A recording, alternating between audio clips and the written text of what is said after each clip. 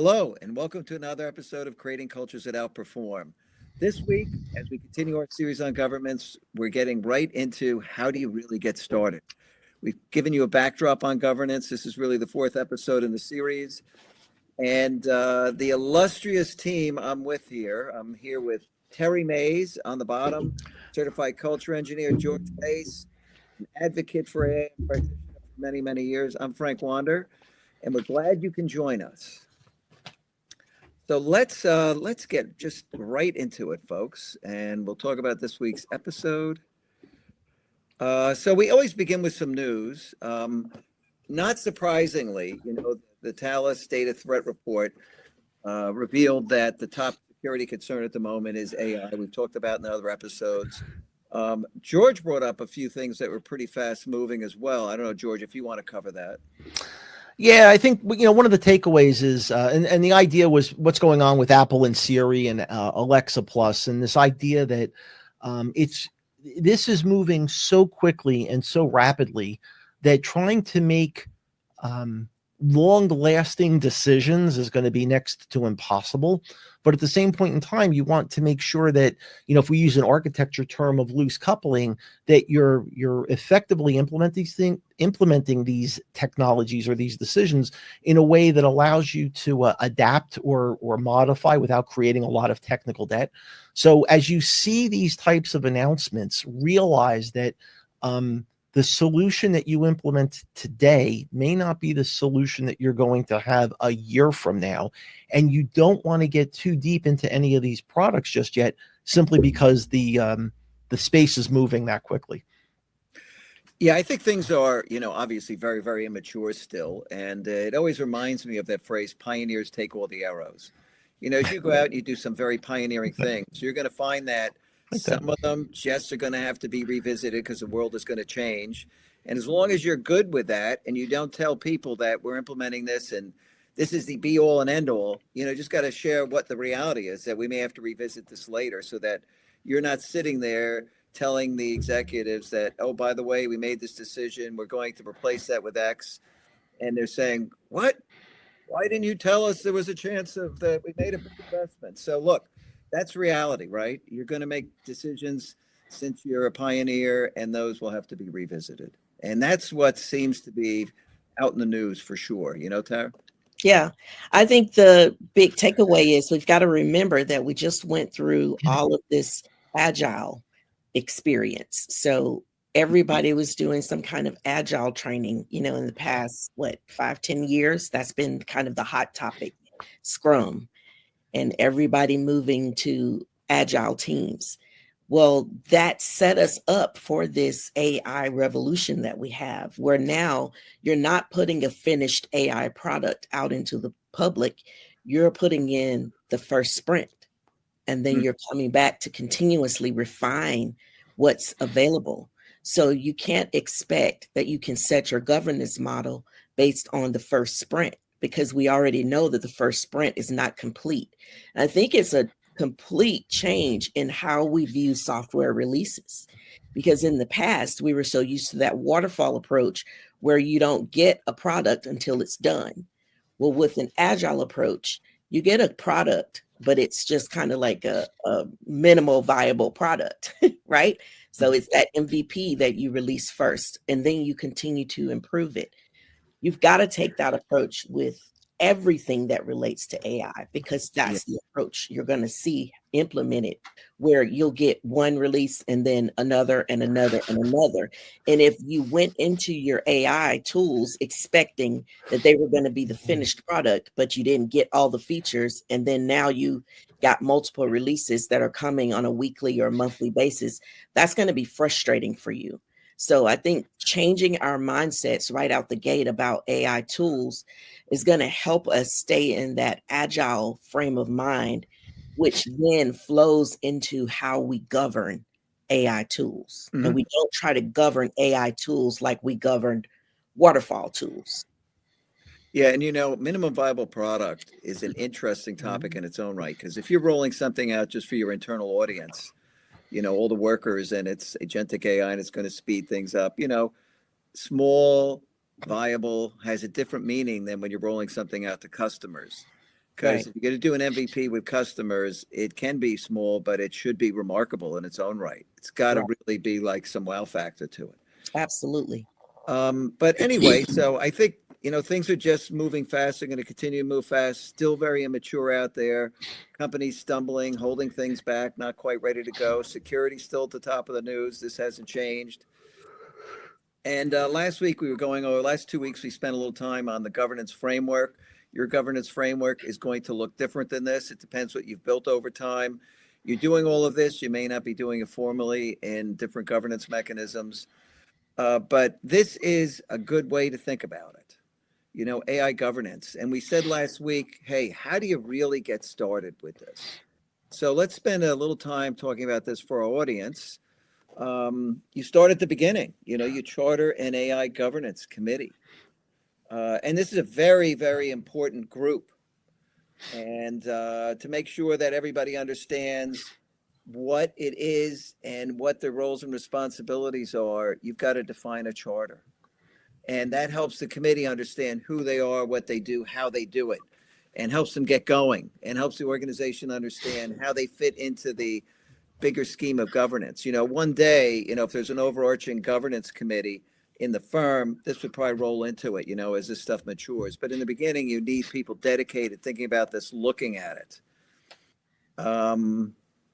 Team, I think just open it up. Yeah, you need knowledgeable people that have some authority, right? So you can't have just figureheads sitting in this governance role. You really do have to have people that are very knowledgeable about the organization, about systems, about the finances, lots of different aspects. We could go on and on about trying to list out all the different aspects, but you need senior resources in these roles.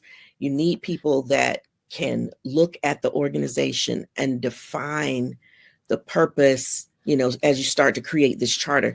You've got to have people that have scope and have vision enough across the organization that they can adequately define the charter. If you don't have the right viewpoint and vantage point in the organization, it's going to be difficult for you to serve on this governance committee. Yeah. And a flip side to this is realize that when you put this governance committee, because what tends to happen with governance committees is it tends to become an ivory tower. And the goal here is not to do that. The goal here is to get something that's in place and make it actionable. Now, in the early days of this thing, it might be a little bit of an ivory tower, largely because you've got to set the foundational work. And it's kind of hard to do all of that work in an actionable way. So there's some, decisions that need to be made, but they should be communicated for full transparency. But once you kind of get the thing started and you start getting, as you see it, like a first deliverable, policies and principles, those are the things that you then get to apply to decisions that you can promote throughout the company. And this is where it becomes actionable. This is where you begin to engage the teams. So remember, there's kind of a life cycle with the governance team of the early days when it's putting itself together, figuring out what it wants to be, coming up with the rules, and then engaging everybody as decisions are made throughout the enterprise that leverage those rules.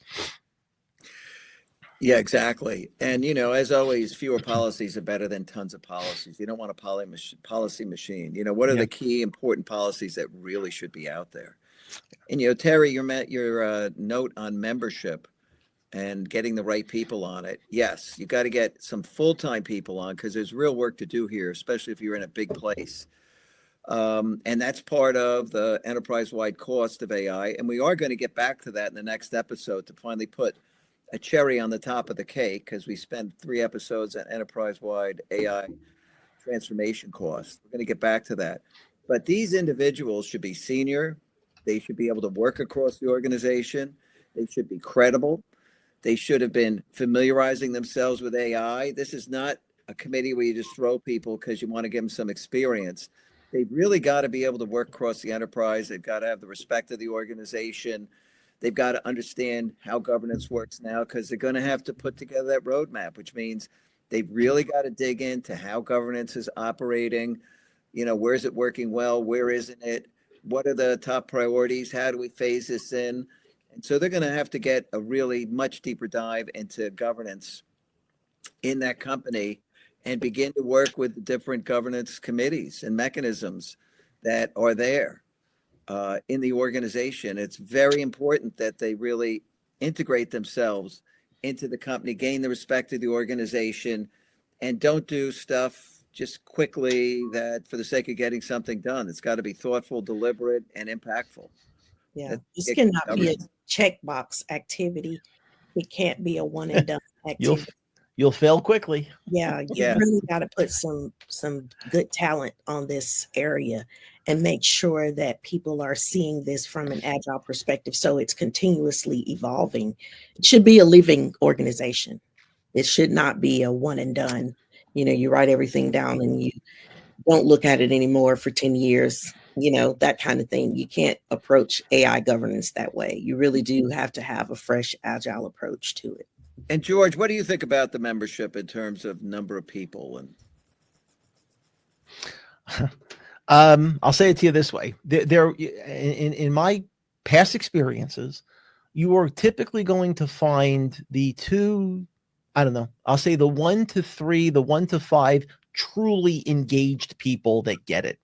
So, understand as you put this together, if you make it about being actionable and you do hand out those tasks, you're going to find that the passionate people tend to be the ones that you're going to get the most work out of, or you're going to get the most benefit of. So quantity is not necessarily as good as the quality. agreed. So, to me, it's if you can find those passionate people, even though you may be in theory excluding people, you're still bringing them in. It's just the way you structure this is to get the passionate people first, and then the others will follow.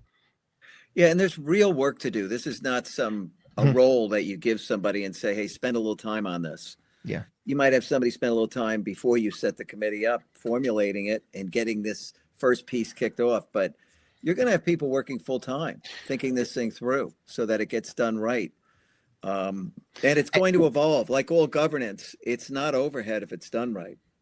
Yeah, and here's the other, a best practice, as it were. When you get back to those passionate people, and trust me, I'm talking from a lot of experience in this space.